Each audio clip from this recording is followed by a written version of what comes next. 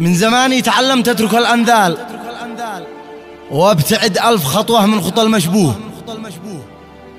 الزمن والليالي مثل ما الغربال، والحلم من تجنب كل شي مكروه.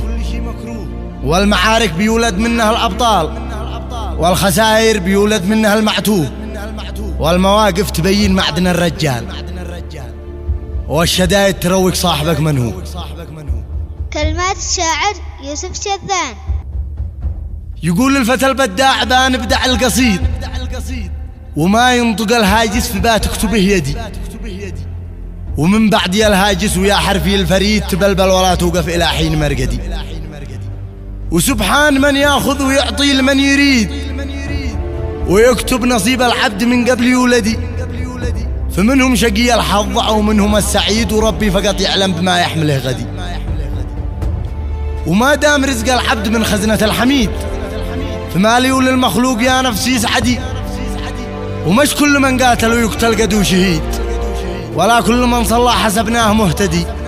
وهذا الزمن والوقت علمني العديد، ومسكين من عاده بالايام مبتدي. فلا تصحب الفاتر ولا تنصح العنيد، ولا تطلب البياع في الليل الاسود، ولا تنتظر حكمه تجي من فم البليد. ووقت الله يظهر المعدن الردي، ولا تأمن أسرارك مع صاحب البريد.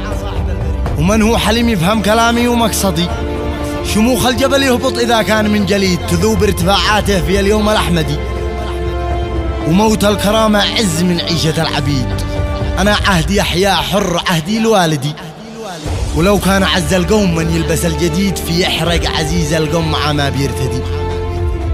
حنيني حنين النار يوم تاكل الحديد، على ناس قد صارت بلندال تقتدي.